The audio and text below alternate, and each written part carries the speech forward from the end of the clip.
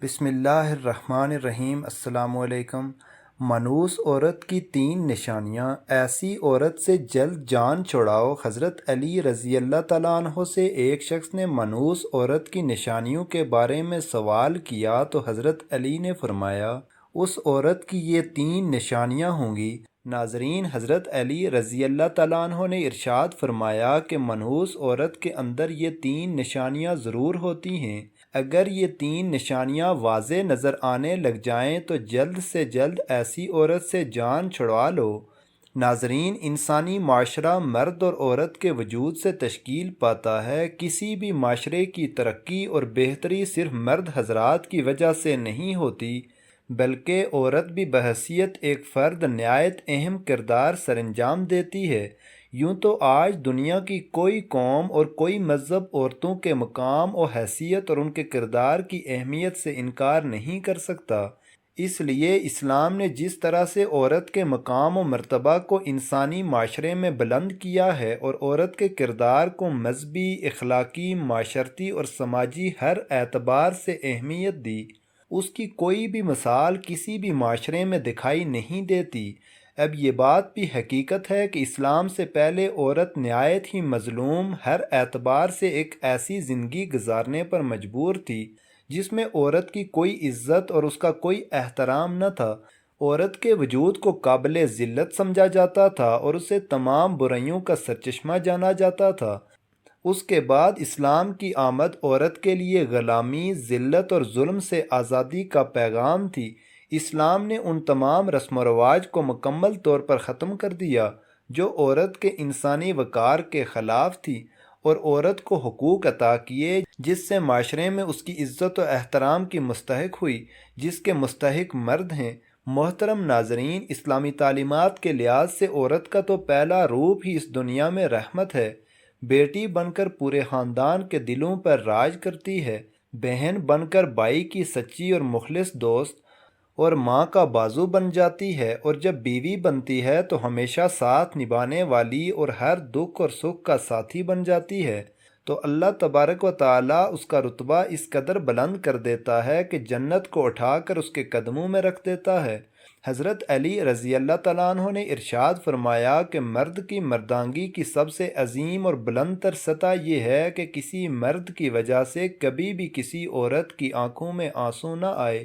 ناظرین، جان لیجئے کہ کسی بھی معاشرے میں عورت کا فطری مقام اس کا گھر ہے، جہاں وہ اپنی چھوٹی سی ریاست کی ملکہ ہے۔ اسلام نے عورت کو وہ مقام و مرتبہ عطا کیا ہے جو کسی دوسرے مذہب نے عورت کو عطا نہیں کیا۔ اسلام نے مرد کو عورت کا محافظ قرار دیا ہے، اور یہ ہمارا مذہب اسلام ہی ہے جس نے خاندانی رشتوں کی پہچان کروائی ہے۔ اس ویڈیو میں عورت کی کچھ ایسی خوبیاں بیان کی جا رہی ہیں کہ جن سے عورت کا کردار مزید مزین ہوتا ہے۔ ساتھ ہی ساتھ عورت کی 3 ایسی غلطیوں کے بارے میں بتایا جائے گا جن کے سبب عورت کو منحوس قرار دیا گیا ہے، اور یہ 3 کام یا 3 غلطیاں جو بھی عورت کرتی ہے وہ منحوس عورت کہلاتی ہے۔ اس حوالے سے حضرت علی رضی اللہ تعالیٰ عنہ کا قول بھی آپ کو بتائیں گے کہ آپ رضی اللہ تعالیٰ عنہ نے اس بارے میں کیا ارشاد فرمایا ہے۔ تمام خواتین کو یہ بات ہمیشہ یاد رکھنی چاہیے کہ جب بھی عورتوں کی نیک خوبیوں کی بات ہوگی تو شوہر کی فرمانبرداری سر فہرست ہوگی۔ قرآن پاک میں اللہ تعالیٰ ارشاد فرماتے ہیں کہ نیک عورتیں وہ ہیں جو فرمانبردار ہیں اور خاوند کی غیر موجودگی میں اپنے مال و آبرو کی حفاظت کرنے والی ہیں۔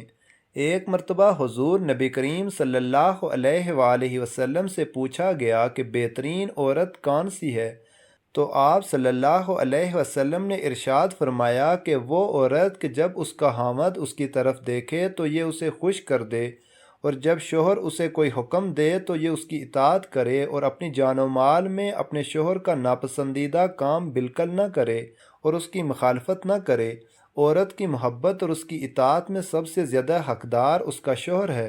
اس کا اندازہ اس بات سے بخوبی لگایا جا سکتا ہے کہ نماز عبادت کی نہایت اعلیٰ قسم ہے اور سجدہ اس کی چوٹی ہے، لیکن اسلام نے شوہر کا مقام و مرتبہ واضح کرنے کے لیے اتنی اونچی مثال بیان کی ہے کہ سیدنا ابو ہریرہ رضی اللہ تعالیٰ عنہ سے روایت ہے کہ نبی کریم صلی اللہ علیہ وآلہ وسلم نے فرمایا کہ اگر میں اللہ تعالیٰ کے سوا کسی اور کو سجدہ کرنے کا حکم دیتا تو بیوی کو اپنے شوہر کو سجدہ کرنے کا حکم دیتا۔ پھر آپ صلی اللہ علیہ وآلہ وسلم نے ارشاد فرمایا، اس ذات کی قسم جس کے قبضے میں محمد صلی اللہ علیہ وآلہ وسلم کی جان ہے، عورت اپنے رب کا حق ادا نہیں کر سکتی جب تک وہ اپنے شوہر کا پورا حق ادا نہ کرے، حتیٰ کہ اگر اس کا شوہر اسے بلائے اور وہ سواری پر ہو تب بھی اپنے آپ کو نہ روکے۔ حدیث مبارکہ میں ہے کہ جس شوہر کو اپنی بیوی سے تکلیف پہنچتی ہے، جنت کی حوریں اسے بد دعا دیتی ہیں۔ نیک عورت کی ایک خوبی ستر و حاجات کی مکمل پابندی کرنا بھی ہے۔ مسلمان عورت کے لیے پردہ کرنا اسلام کی خصوصیات میں ایک ہے۔ پردے میں مسلمان عورت کی عزت و وقار کی حفاظت ہے، پر وہ ایک رحمت ہے۔ اسلام نے عورت انتہائی بیش قیمت سرمایہ قرار دیا ہے، اس لیے اس کی حفاظت کا خصوصی انتظام بھی کیا ہے۔ زمانہ جاہلیت میں پردے کا کوئی رواج نہیں تھا، اور یہ صرف اور صرف ایک اسلامی حکم ہے، یعنی اسلام نے پردے کا حکم نافذ کیا ہے۔ خواتین یہ بات بھی جان لیں کہ ان کے لیے اپنے شوہر کی اطاعت کتنی اہم ہے۔ قرآن و حدیث میں اس کی تاکید اس طرح سے آئی ہے کہ جو کام بھی کرو اس میں اپنے شوہر کی اجازت حاصل کرو۔ اس سلسلے میں چند احادیث یہاں پیش کی جا رہی ہیں۔ نبی کریم صلی اللہ علیہ وآلہ وسلم نے ارشاد فرمایا کہ کوئی عورت اپنے شوہر کی موجودگی میں اس کی اجازت کے بغیر نفلی روزہ نہ رکھے۔ اس کے علاوہ بھی چند نیک خوبیوں کا ذکر کریں گے، لیکن پہلے آپ کو حضرت علی رضی اللہ تعالیٰ عنہ کے فرمان کے مطابق بتاتے ہیں کہ بدبخت اور منحوس عورت کی 3 نشانیاں کون کون سی ہیں۔ ایک مرتبہ ایک شخص حضرت علی رضی اللہ تعالیٰ عنہ کے پاس آیا اور عرض کرنے لگا کہ یا علی، وہ کون سی عورت ہے جو گھر کے لیے منحوس ہوتی ہے؟ تو حضرت علی رضی اللہ تعالیٰ عنہ نے فرمایا، اے اللہ کے بندے، اللہ تعالیٰ نے کسی بھی انسان کو منحوس پیدا نہیں فرمایا، مگر افسوس کہ یہ انسان کے اعمال ہی ہوتے ہیں جو انسان کو زندگی کی پریشانیوں میں دھکیل دیتے ہیں۔ تو یہ شخص حضرت علی رضی اللہ تعالیٰ عنہ سے پوچھنے لگا کہ یا علی، وہ کون سے کام ہیں؟ تو حضرت علی رضی اللہ تعالیٰ عنہ نے ارشاد فرمایا، گھر کے لیے وہ عورت پریشانی کا سبب بنتی ہے جس کی رگ رگ میں یہ 3 عیب پائے جاتے ہیں۔ پہلا یہ کہ وہ اپنے گھر والوں کی غیبت کرتی ہو اور ادھر کی بات ادھر پہنچاتی ہو، جبکہ دوسرا یہ کہ وہ بار بار جھوٹ بولتی ہو۔ تیسرا عیب جو کسی عورت کو منحوس بنا دیتا ہے، نبی کریم صلی اللہ علیہ وآلہ وسلم کے فرمان کے مطابق جو عورت اپنے شوہر کے بلانے پر اس کے پاس نہ جاتی ہو تو فرشتے آسمان پر ایسی عورت پر لعنت بھیجتے ہیں، اور ایسی عورت گھر کے امن، چین اور سکون کے لیے منحوس ثابت ہوتی ہے۔ محترم ناظرین، جان لیجئے کہ یہ 3 عادات ہیں جو کسی بھی عورت میں ہوں گی تو وہ اپنے ساتھ ساتھ اپنے گھر والوں کو بھی برباد کر دیتی ہیں، اور اس گھر کی خوشحالی اور سکون کو بھی برباد کر دیتی ہے۔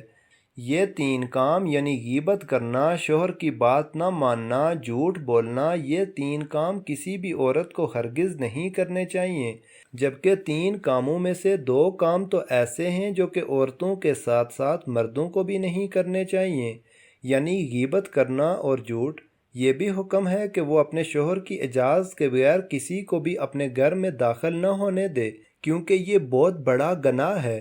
جیسا کہ نبی کریم صلی اللہ علیہ وسلم کا ارشاد ہے کہ جب بھی کوئی مرد کسی اجنبی عورت کے ساتھ خلوت میں ہوتا ہے تو ان میں تیسرا شیطان ہوتا ہے۔ اس لیے عورت کو چاہیے کہ وہ کسی مرد کو اجازت نہ دے کہ اس کے شوہر کی غیر موجودگی میں گھر کے اندر داخل ہو، اور اسی طرح سے ایک مسلمان مرد کو بھی چاہیے کہ کسی اجنبی اور غیر محرم عورت کے پاس اس کے شوہر کی غیر موجودگی میں نہ جائیں۔